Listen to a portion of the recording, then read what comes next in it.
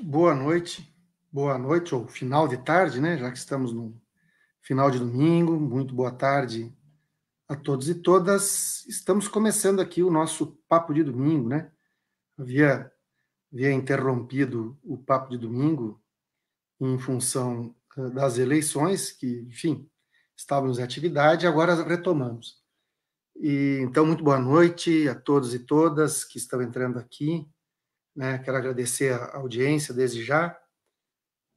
Não tem como começar esse papo de domingo sem falar das eleições do domingo passado, né? Mas depois nós vamos falar de outras coisas.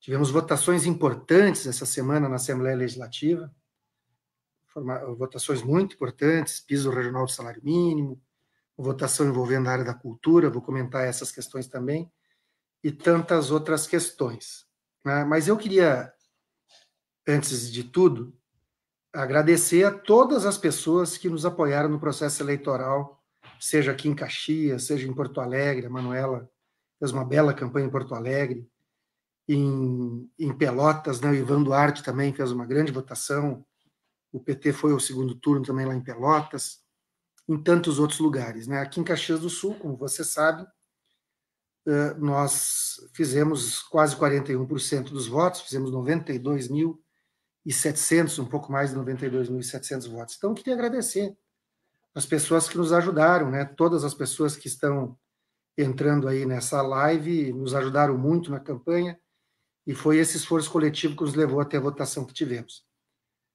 Estamos tristes, gostaríamos de ter ganho, obviamente, né? Não temos a menor dúvida de que a nossa proposta era a melhor proposta para Caxias. E eu sei que a ampla maioria das pessoas que estão entrando aqui também concordam comigo.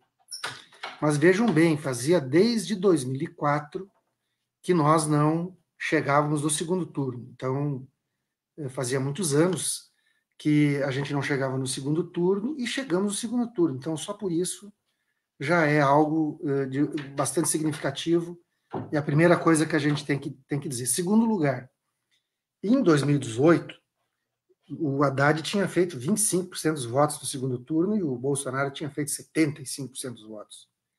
Em 2016, as eleições municipais de 2016, nós tínhamos feito também em torno de 25% dos votos. Agora nós fizemos 35% dos votos no primeiro turno, 34% alguma coisa, e chegamos aos 40% no segundo turno, e ampliamos a representação na Câmara de Vereadores. A primeira questão que eu quero salientar aqui é a unidade da esquerda. Fazia desde 2008 que a esquerda não se unificava em Caxias do Sul. E em 2012, 2016, a esquerda não se unificou. Tanto que em 2016, o PT fez 25%, né? O PCdoB fez 1,12%, o PSOL fez 0,39%. Em torno de 27% total que a esquerda fez. Agora nós fizemos 35% no primeiro turno. Então nós recuperamos algum espaço. Eleitores que não votavam mais na esquerda voltaram a votar na esquerda. Então a primeira grande questão que eu queria salientar aqui é a unidade da esquerda, muito importante. E nós temos que continuar defendendo essa unidade da esquerda. A segunda questão é isso: recuperamos uma parcela do eleitorado que não votava mais na esquerda, que passou a votar na esquerda. E o campo que acabou votando no Bolsonaro no segundo turno de 2018 se unificou basicamente, né, o grosso dessas forças se unificaram em torno da candidatura do Adiló no segundo turno aqui na eleição. O Bolsonaro tinha feito 75%, eles fizeram 59%. Então eles reduziram, eles minguaram, eles já não têm mais a mesma força que tinham, mas ainda tem força para ganhar a eleição, tanto que ganharam a eleição. Nosso papel, como a gente já disse, na oposição, será fiscalizar e cobrar as promessas, né? Vamos cobrar as promessas que fizeram, vamos ficar atentos, vamos ver aí, né? Não vou comentar aqui nada sobre isso, mas apenas fazer essa referência. Fiscalizaremos e cobraremos as promessas. Vejam que nem bem terminou a eleição, eles já mandaram, porque o governo que está aí, todos sabem, é um governo que apoiava o nosso adversário no segundo turno, eles já mandaram um projeto de lei para a Câmara de Vereadores que visa, na prática, abrir as portas para terceirização e privatização, né? eles chamam de um marco regulatório das parcerias público-privadas, mas quando a gente vai lá ler o projeto, a gente vê isso. Então, nós temos que ficar atentos. Para não ficar só em Caxias, muito significativo também a Manuela ter ido para o segundo turno em Porto Alegre. Fazia tempo que a esquerda não ia para o segundo turno em Porto Alegre, foi para o segundo turno, isso é muito significativo, né? Fazia tempo também que a esquerda não ia para o segundo turno em Pelotas, foi para o segundo turno. A esquerda foi para o segundo turno em São Paulo, a candidatura do Boulos e da Erundina, com o apoio do conjunto da esquerda, também foi algo bastante significativo. E a esquerda acabou no segundo turno se unificando, né, na maior parte das cidades. Algumas unidades já aconteceram no primeiro turno. É o caso, por exemplo, do Edmilson, lá em Belém do Pará, né, que já desde o primeiro turno o PT apoiava o candidato do PSOL. É o caso de Florianópolis, onde PT, PCdoB apoiava o candidato do PSOL. Era o caso aqui em Caxias, onde PCdoB e PSOL apoiava a nossa candidatura do PT. Então, em vários lugares houve esta unidade do campo de esquerda, muito importante. Se a gente for fazer uma análise, a esquerda mais ou menos manteve os votos que tinha feito em 2016. Né? Em 2012, a esquerda tinha elegido, tinha feito em torno de 17, tinha feito quase 21 milhões de votos no primeiro turno nas eleições para a prefeitura. Isso em 2012. Em 2016, esse número caiu, gente. Caiu para alguma coisa perto de 7 milhões de votos. Né? Pouco menos do que 6 milhões e alguma coisa.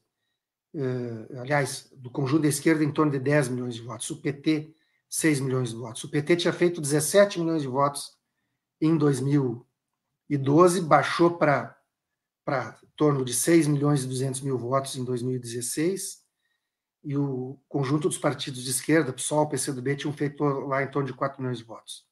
Agora, mais ou menos, se repetiu. O PT até aumentou um pouquinho, fez em torno de 200 mil votos a mais do que tinha feito em 2016. O PDT e o PSB não foram partidos que tiveram bons resultados nessa eleição, eles diminuíram quase 5 milhões de votos em relação à votação de 2016. Então, tem aí uma disputa agora que a mídia conservadora tenta estabelecer, dizendo o seguinte: olha, o Bolsonaro perdeu, é verdade, todos os candidatos claramente identificados com o bolsonarismo, aqueles que tiveram apoio do Bolsonaro, não venceram eleições, foram muito mal. Mas o campo político conservador que apoiou o Bolsonaro no segundo turno, obviamente que elegeu muitos prefeitos. Esse campo que envolve o PP, o PSD, o PMDB e o PSDB caíram muito, foram os que mais caíram. PSDB e PMDB foram os que mais caíram. Aí depois tem ali o PDT e o PSB que caíram, o PT, desculpe, ficou estabilizado, né? O PCdoB caiu um pouco, o PSOL cresceu alguma coisa, né? E o PT é o partido que mais elegeu vereadores nesse campo da esquerda, né? Mas, no geral, a eleição mostrou o seguinte, que o campo conservador fez a maioria dos votos. Então, aquela correlação de forças inaugurada com o golpe de 2016, ela não foi quebrada nessa eleição. Nós temos que ter presente isso. Não é aquilo que a mídia conservadora tenta passar, né, da grande derrota do PT. Eles tentam, desde já, estabelecer, né, de que quem vai disputar contra o bolsonarismo é o PSDB, aquilo que eles chamam de centro, que na realidade são forças de direita, né, tem essa tentativa da mídia conservadora vender essa imagem e passar a ideia de que dentro da esquerda o PT foi o que foi pior, o que não é verdade. Né? Nós não temos que ser ufanistas, mas também não temos que diminuir exatamente aquilo que aconteceu. O PT continua sendo o maior partido de esquerda, né? Mas é importante registrar, né, o crescimento do PSOL. O PSOL elegeu vereadores num número significativo nas cidades acima de 500 mil habitantes, mas o PT foi o partido que mais elegeu vereadores nas cidades acima de 500 mil habitantes, inclusive mais do que o PSOL. É importante a gente dizer isso. Então, nós precisamos, a meu ver, nesse momento, exercitar a unidade da esquerda. Não só nas eleições, né? Nós temos que exercitar essa unidade da esquerda no dia a dia, nos enfrentamentos que a gente tem, né? Na defesa dos direitos dos trabalhadores. Vejam que a situação econômica não está nada boa, né? Ela tem a pandemia, mas independente da pandemia, o governo também não toma atitudes que permitam o crescimento do crescimento da economia, do emprego e da renda, né? Então, nós temos que nos unificar desde o primeiro momento, né? PT, PSOL, PCdoB, né? Todos esses partidos, né? O PDT, o PSB, nós tivemos aqui o apoio de setores mais à esquerda do PDT e do PSB também, né? Os companheiros do movimento sindical, os companheiros da juventude do PDT, do PSB nos apoiaram. Então nós temos que exercitar essa unidade no enfrentamento com aquilo que vem pela frente, né? E teremos muitas lutas no campo municipal, no campo estadual, no campo nacional, né? Então, resumindo, uma eleição onde a correlação de forças inaugurada pelo golpe não foi quebrada, né? Os neoliberais, os ultraliberais continuam tendo hegemonia política no país, eles continuam tendo força para implementar a sua agenda, e nós teremos que resistir à agenda que eles implementam, né? Nós tivemos um pequeno crescimento, enquanto PT, o PSOL teve um crescimento, né? E, em geral, dá para dizer que os demais partidos ficaram numa situação mais estável, né? Os partidos de esquerda, eu estou falando, uma grande queda do PSDB e do PMDB a nível nacional, e quem ocupa esse espaço é o PP, o PSD, né, os partidos do chamado Centrão. Em síntese, né, partidos mais à direita. Esse é o resultado. Mas aquilo que a direita e a mídia vaticinava, que seria o fim da esquerda, isso não aconteceu por desespero deles, né? Eles não conseguiram acabar com a esquerda. Aliás, nós, inclusive, ampliamos a votação em cidades de porte médio. E o PT diminuiu a sua votação nos pequenos municípios. Ele aumentou a sua votação em grandes cidades. Então, isso não era aquilo que a direita imaginava que aconteceria, né? Então, sigamos a luta, meus companheiros e companheiras. Temos muitas razões para continuar lutando. Eu queria aqui fazer um registro, não podia deixar de fazer, né? Um registro triste, mas a nossa homenagem a esse grande homem, né? Tabaré Vázquez. Tabaré faleceu, foi prefeito de Montevidéu, foi presidente do Uruguai por 2 ocasiões, né? Ele foi presidente, depois o Pepe Mujica foi presidente, Tabaré voltou a ser presidente, né? Então, ele estava lutando contra um câncer, né, o Tabaré. Em 2016, final de 2016, novembro de 2016, não, já dezembro, início de dezembro de 2016, eu acompanhei a presidenta Dilma, já não era mais presidenta, mas acompanhei ela numa viagem ao Uruguai, a convite da Frente Ampla, e tivemos a oportunidade de conversar longamente com o Tabaré, né? E infelizmente ele faleceu. Eu estava ouvindo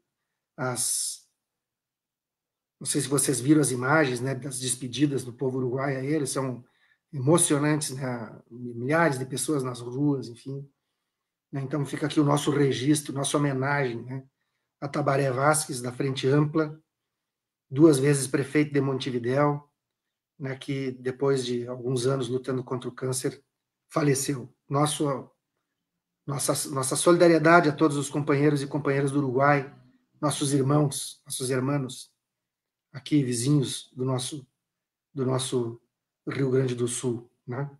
Então, queria fazer esse registro aqui, na nossa homenagem, né, ao Tabaré, grande lutador das causas sociais aqui da América Latina, que infelizmente faleceu hoje, né?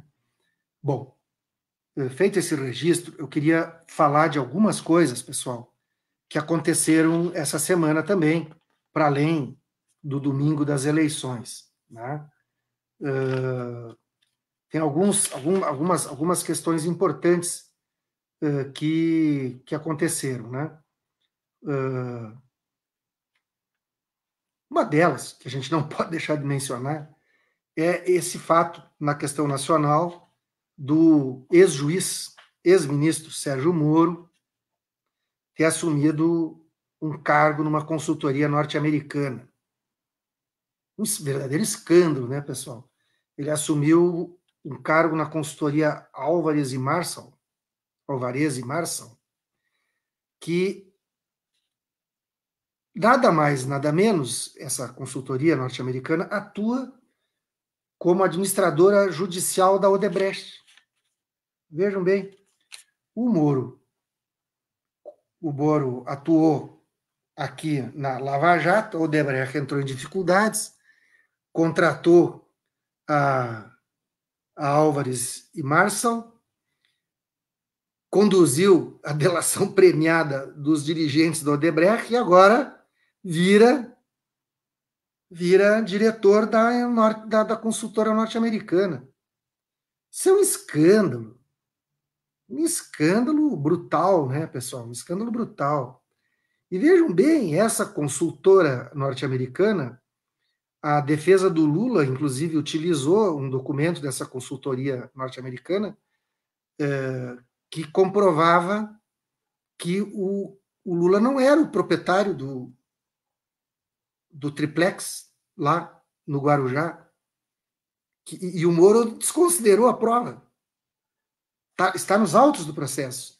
Nos autos do processo, né, pegando um documento da Álvarez e Marçal, que agora o Moro virou diretor da Álvarez e Marçal, e a defesa do Lula disse, tá aqui, isso aqui é a comprovação de que o apartamento não é do Lula, o apartamento é do Odebrecht. É da Odebrecht aqui, não é do Lula. E o Moro desconsiderou a prova.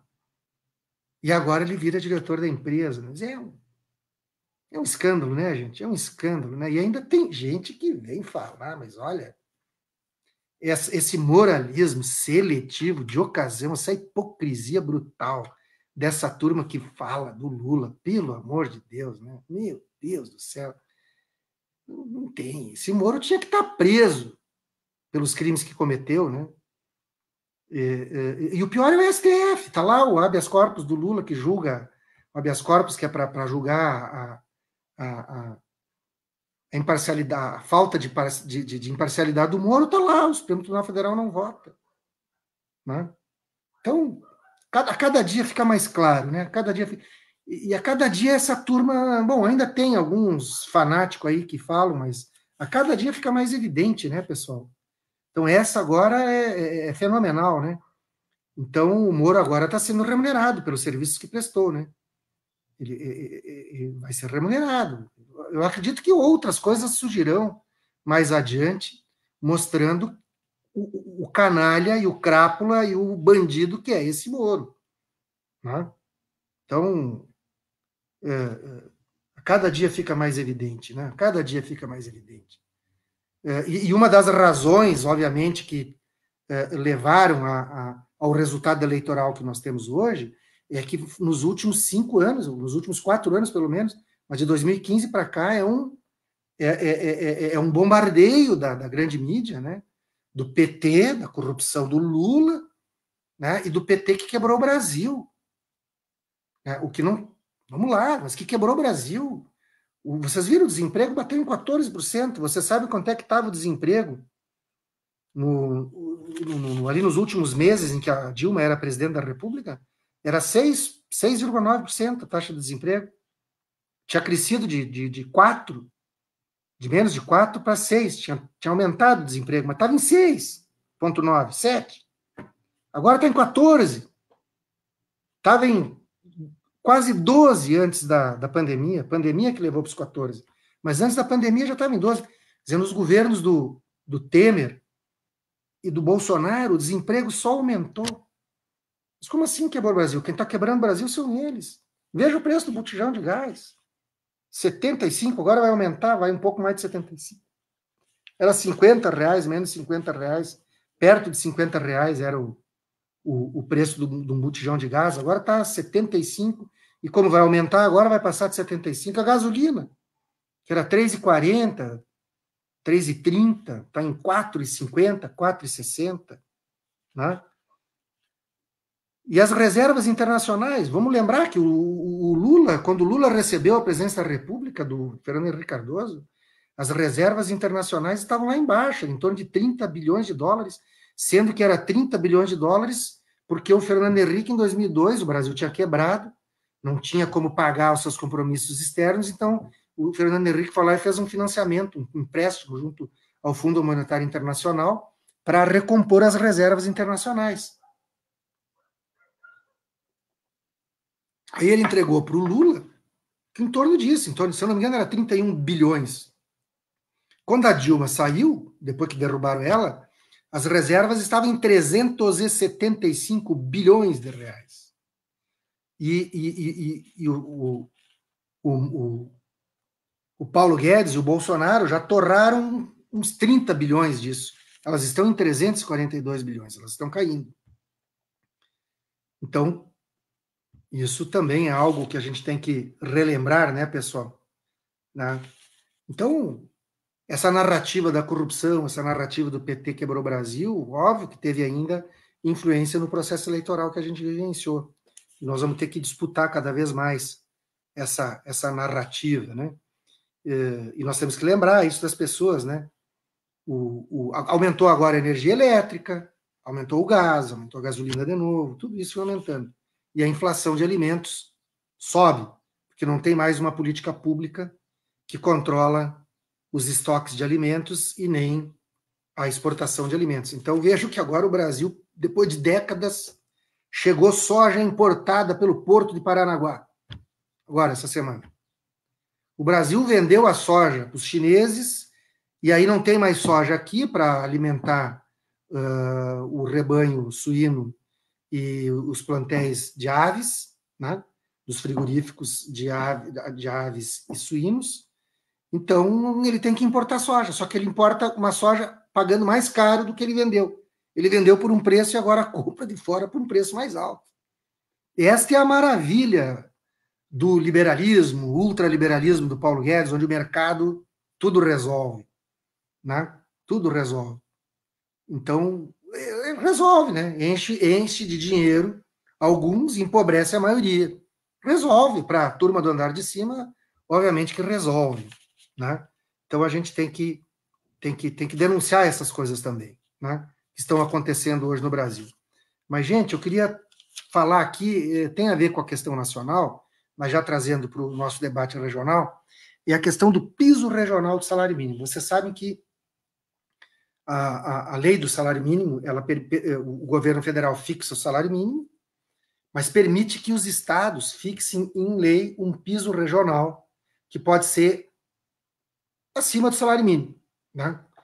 Então, o que acontece aqui no Rio Grande do Sul? Acontece que, quando são governos do PSDB, que nem esse aí do Eduardo Leite, ou do PMDB, né, no caso do Rigoto e do Sartori, que foram os últimos dois governadores do PMDB, e do PSDB, Ieda e Eduardo Leite, o salário mínimo no piso regional não cresce. Ele cresce menos do que o salário mínimo nacional. Cresce menos. Né?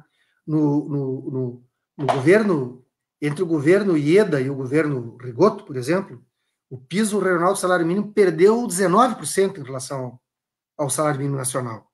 Aí no governo do Tarso, recuperou tudo isso. O piso regional aumentou. Aí no governo do Sartori, já perdeu de novo. E no governo Leite está perdendo de novo.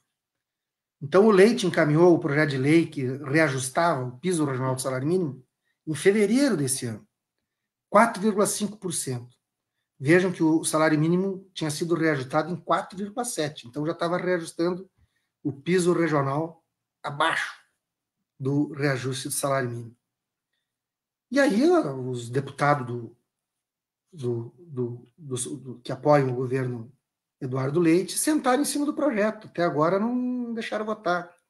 Nós entramos com vários requerimentos para votação, mas como eles têm maioria, acabou não votando. Teve a eleição domingo, na terça-feira, 2 dias depois da eleição, eles botaram para a pauta de votações e foi votado, então, o piso regional. Aumentou alguma coisa? Não. O que os deputados os líderes da base de todos os partidos, né, do PMDB, do PSDB, do PP, todos, com exceção do PT, do PSOL e do PDT. Tá? Todos os demais deputados, teve alguns ali que saltaram fora, né, também, de alguns partidos da base do governo, mas poucos, né? 3, 4 deputados que acabaram votando junto com nós, mas eles fizeram o quê? Eles fizeram uma emenda onde eles, nessa emenda, diziam que o reajuste era zero. Então, o piso regional do salário mínimo, pela emenda aprovada pela Assembleia Legislativa, não terá reajustamento no ano de 2020. Significa que em 2021, se por acaso o governador mandar um projeto de lei para aumentar o piso regional do salário mínimo, dando a inflação de 2020, esse percentual não incidirá sobre a inflação de 2019, porque a inflação de 2019, que devia ter sido repassada, não foi repassada, porque eles zeraram o reajuste. Bom, pode o governador vetar? Pode. Mas vocês acham que o governador vai vetar algo que os líderes dos partidos da base dele fizeram, obviamente, combinado com ele? Então, essa que é a verdade. Com exceção do PT, do PDT e do PSOL, o PCdoB não tem deputado no momento na Assembleia Legislativa, que senão tenho certeza que teria votado junto com nós, reajuste zero. Né? Reajuste zero para o salário mínimo. O piso regional do salário mínimo. Então, nós temos que denunciar isso. Tem que denunciar os deputados do PMDB, do PP, todos eles. Né? Tirando o PDT, o PT e o PSOL, o resto, né? Disseram que, olha, trabalhador, e sabe que o piso regional ele é importante para aquelas categorias menos organizadas, que não tem sindicatos, né? Porque a maior parte dos sindicatos negociam o piso da categoria e, em geral, conseguem a inflação. Né? A maioria dos sindicatos com qual eu conversei esse ano me disseram que conseguiram pelo menos a inflação para o piso da categoria e dos dissídios coletivos, né?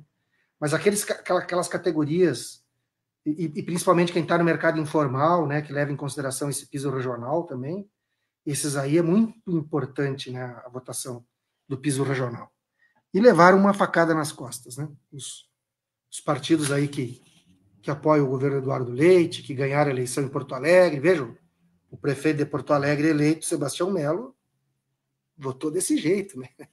O apoiador aqui do nosso prefeito eleito em Caxias, que fez campanha para ele, o deputado Neri, também votou contra o reajuste do salário mínimo. Eu digo isso porque o voto é público, né?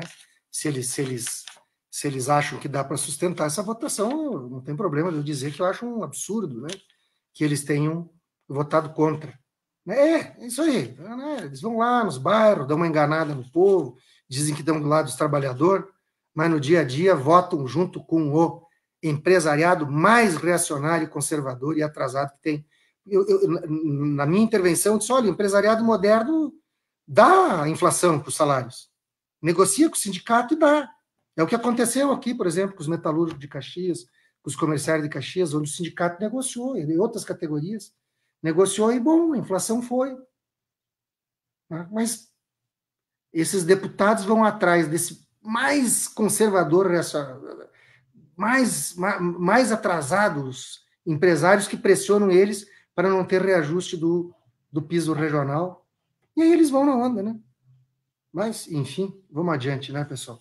Só para lembrar, pessoal, que o salário mínimo nacional também vem caindo, né? Ele vem tendo perdas consideráveis, porque aquela política de valorização do salário mínimo que nós tínhamos nos governos do Lula e da Dilma acabou. O Bolsonaro acabou com isso, não tem mais ganho real para o salário mínimo. Acabou, não tem mais. Então, eu estava vendo alguns dados, para vocês terem ideia. Quando o Fernando Henrique Cardoso era presidente da República, vocês lembram que o Paim chegou a fazer, o nosso companheiro senador Paulo Paim, fez uma greve de fome no plenário da Câmara dos Deputados, ele era deputado federal na época, porque lutava por um salário mínimo de $100. O salário mínimo era 56 dólares naquele tempo. E o Paim fez uma greve de fome por um salário mínimo de 100 dólares. Pois nos governos do Lula e da Dilma, o salário mínimo chegou a 270 dólares. Até um dia, no Paim, eu brinquei com ele, tu lembra da tua greve de fome? Né? Pois é, chegou a 270 dólares dos nossos governos. E como é que está agora? Está menos de 200 dólares, 190 dólares. No governo do Temer, já tinha baixado para em torno de 240 dólares, agora no governo do Bolsonaro está em torno de 190 dólares. Ah, mas depende da variação do câmbio. Pois é, mas a variação do câmbio existe em todas as épocas, ela flutua para lá e para cá. Objetivamente é isso. O salário mínimo era 270 dólares, os governos do Lula e da Dilma, e agora está em 190 dólares. Então já está perdendo. E aqui no Rio Grande, o PSDB, o PP, esses partidos tudo aí, né, acham que não tem que reajuste zero para o salário mínimo. Né? Então, essa foi uma das votações que nós tivemos essa semana na Assembleia Legislativa. E a outra votação importante que nós tivemos foi a votação de uma lei que cria um auxílio para os trabalhadores da cultura. Né? Esse projeto de lei havia sido apresentado pela nossa companheira do PT, Sofia Cavedon. A Sofia preside a Comissão de Educação e Cultura da Assembleia Legislativa, e você sabe que o segmento artístico é um dos que mais está prejudicado durante a pandemia, né? Não pode se apresentar, não pode ter aglomeração, não tem apresentação pública, então todos os espetáculos estão suspensos, né? E essa turma está sem renda, né? Vocês imaginem todos esses conjuntos de baile, todas essas pessoas que vivem da música, do teatro, de tantas outras formas de expressão, estão sem trabalho nesse período. Né? Então, veja bem, a Sofia entrou com o projeto lá no início da pandemia, dizendo o seguinte, que o Estado do Rio Grande do Sul, através dos recursos do Fundo de Apoio à Cultura, daria 3 parcelas de um auxílio emergencial para os artistas que estavam sem poder se apresentar. Isso foi antes da votação da chamada Lei Aldir Blanc lá no Congresso Nacional. A Sofia entrou até antes. Mas aí, lá no Congresso Nacional, teve essa votação da chamada Lei Aldir Blanc, que o Bolsonaro e o Paulo Guedes eram contra, mobilizaram contra, tentaram impedir, mas o Congresso aprovou o projeto de lei, patrocinado, né, pela nossa companheira do PT, deputada pelo Rio de Janeiro, Benedita da Silva, e foi relatada pela Jandira Fegali, essa amiga, companheira do PCdoB do Rio de Janeiro também, deputada federal. E aí aprovou, e foi em junho, aprovou esse auxílio emergencial. Esse recurso vem para os estados, depois distribui para os municípios, e as prefeituras tinham que fazer editais para selecionar artistas, produtores culturais, enfim, para receber esses recursos. O que aconteceu? Aconteceu que a maioria dos municípios fizeram editais extremamente burocráticos. Eu tenho dado aqui como exemplo mais escabroso disso o que a Prefeitura de Caxias fez. A Prefeitura de Caxias teve a proeza de fazer um edital de acordo com a Lei 8666, chamada Lei de Licitações. Né? Imagina, cara, como é que vocês acham que um artista que nunca disputou uma licitação pública na vida vai conseguir preencher e juntar toda a documentação necessária para disputar o edital da Lei Aldir Blanc por um edital igual ao da Lei de Licitações? O resultado é que a maioria não entrou. O resultado é que boa parte dos recursos, aqui em Caxias se estima, eram 3 milhões de reais, e se estima que em torno de 1 milhão e 700 mil não serão destinados. Né? E aí, o que acontece? Esse recurso voltaria para o governo federal, que é tudo que o Paulo Guedes quer, né? Que volte para o governo federal, aí ele não paga o auxílio emergencial para os artistas. Então, o que nós fizemos essa semana? Foi votado o projeto aquele da Sofia, e a bancada do PT fez uma emenda ao projeto da Sofia, com o apoio da Sofia também, obviamente, que é a nossa companheira da bancada, dizendo o seguinte, que aqueles recursos não utilizados pelos municípios, eles ficarão, em vez de ser devolvidos ao governo federal, eles ficarão no Fundo Estadual de Apoio à Cultura para servir de fonte de recursos para esse auxílio emergencial que nós votamos e aprovamos na sessão de terça-feira de tarde, na aliás, na sessão de quarta-feira, na Assembleia Legislativa, né? Então, aprovamos. Bom, eu quero me solidarizar aqui com todos os segmentos da área da cultura que têm pressionado as prefeituras para dar a destinação adequada, né? Em Caxias, inclusive, houve uma manifestação deles na frente da Secretaria da Cultura. Eu espero que a Secretaria da Cultura faça um novo edital rapidamente para que esse recurso fique aqui, em Caxias, né? Mas se não fizerem, pelo menos vai para o Fundo Estadual, e aí o Fundo Estadual poderá abrir editais para que esse recurso possa ser utilizado na área cultural aqui, né, para que os artistas, as pessoas que estão tendo essas dificuldades, possam enfrentar esse momento. Então, muito importante essa votação. Precisa agora, obviamente, o governador sancionar. Aliás, o governador pode, inclusive, vetar, se ele quiser, a emenda aquela que dá reajuste zero. Porque o projeto original, que ele mesmo, o governador, tinha encaminhado, dizia que ia ter um reajuste de 4,5%. Os deputados dele é que disseram que o reajuste é zero. Então, ele pode vetar, não sei se vetará. Esperamos que vete. E ele pode sancionar esse projeto de lei que a Sofia Cavedon apresentou e nós aprovamos, né? Então, vamos ficar atentos aí nos próximos dias, né, de como está essa situação. Eu queria concluir aqui essa fala de hoje falando de um episódio que aconteceu na sexta-feira.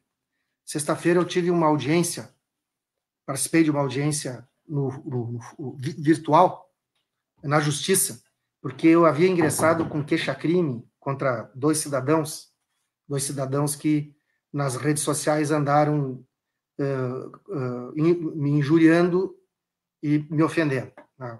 Cometeram um crime de injúria e difamação, dizendo inverdades a respeito da minha pessoa. Isso foi lá em julho, se eu não me engano, em julho. E aí eu ingressei com a queixa-crime. E teve essa audiência, então, sexta-feira. Das pessoas contra as quais eu ingressei não compareceu na audiência, será citada e terá uma nova audiência, mas uma das pessoas compareceu. E aí o Ministério Público, obviamente, né, sabendo que era uma injúria, enfim, o Ministério Público propôs uma transação penal, como chamam, né, para que ele não virasse réu, porque o crime de injúria e difamação é crime, tipificado no Código Penal, ele poderia ser transformado num réu e, obviamente, seria condenado, porque fez acusações infundadas, né? Aquilo que as pessoas dizem nas redes sociais sem muitas vezes imaginar, né? Acham que pode ofender qualquer um. Não vai mais ser assim, não, né? Então, essa pessoa, então, eu acabei concordando, acabamos conduzindo, eu e o Leonardo Maineri, meu querido companheiro e advogado Leonardo Maineri, que é meu advogado nisso, me orientou, e nós, então, também por sugestão do Ministério Público, essa pessoa que fez a injúria acabou aceitando, para não virar réu, né? Então ele aceitou, ele vai fazer uma retratação pública, né? Vai fazer a retratação pública, ele tem 5 dias, a contar de sexta-feira, então já decorreram 2 dias, então ele tem mais 3 dias ainda para fazer a retratação. Se ele não fizer a retratação, essa transação penal deixa de acontecer e ele vai virar réu, né? Mas ele fará, não tenho a menor dúvida disso, né? Ele vai fazer essa retratação pública, dizendo que fez acusações infundadas e coisa e tal, e ele também vai ter que pagar 5 cestas básicas. Eu indiquei, eu indicava para quem ele teria que entregar as cestas básicas, eu indiquei o Banco de Alimentos. O Banco de Alimentos vai receber 5 cestas básicas a partir de janeiro, uma por mês, né, pelo menos. Eu até acho que ficou barato para ele, né? Mas o mais importante aí não, né, é que ele vai ter que se retratar publicamente e vai ter que pagar essas 5 cestas básicas. E tem mais uma, né, de um outro que não esteve, ele vai ser citado, vai ter, e o caminho vai ser o mesmo. Mas tem mais 8, viu, pessoal, que nós estamos examinando aí, porque não é fácil, tu tem que descobrir quem são direito as pessoas, tá lá nas redes sociais, tem que descobrir quem é, descobrir endereço, para que eles sejam citados, né? Então, nós estamos agora nessa pesquisa e eu tomei essa decisão, né? Toda pessoa que fizer acusação, né? É lógico, tem que descobrir quem é e descobrir endereço, aí fazer a queixa, né? Fazer a queixa. Então, não é fácil. É muito difícil, né? Tu ser atacado do jeito que as pessoas atacam e tu ainda ter que ir lá pesquisar, descobrir. Aí tem um que tu não descobre endereço. Aí o que tu vai fazer? Não tem o que fazer, né? Então, nós vamos fazer isso. Né? E, aliás, se vocês virem alguém nos esculhambando, mande, printa. Tem que printa e manda para a gente. Que nós vamos entrar com queixa-crime, vamos fazer boletim de ocorrência, uma série de coisas aí, né? Para essas pessoas que não têm o menor respeito com os outros, tenham que responder pelas suas injúrias e pelas suas difamações. Pessoal, é isso, né? Vamos adiante, né? A Roselaine Frigeri está lembrando aqui que tem uns aí que estão falando dos educadores, é verdade. Eu quero me solidarizar, né, com os educadores, mas que sofreram ataques aí nos últimos dias. Mas sofrem ataques de quem? De pessoas que defendem uma visão autoritária, querem implementar um totalitarismo fascista no país, né? E atacam os educadores que defendem a liberdade de ensinar, de aprender, né? E a pluralidade de pensamento. Né? Esse pessoal está cada dia tendo menos audiência. Eles ainda têm audiência, mas a cada dia diminui a audiência que eles têm. Né? E nós vamos continuar a nossa disputa, né, contra eles no plano das ideias. Nós não temos que usar os mesmos métodos que eles, porque eles mentem, eles fazem fake news. Nós não temos que fazer fake news nem mentir, nós temos que dizer a verdade. Né? É o que a gente defende, e eu sou daqueles que acredito que a verdade pode demorar, mas ela prevalece. Então, boa noite, bom resto de domingo, uma boa semana para todos e todas. Obrigado aqui pela audiência. Um abraço.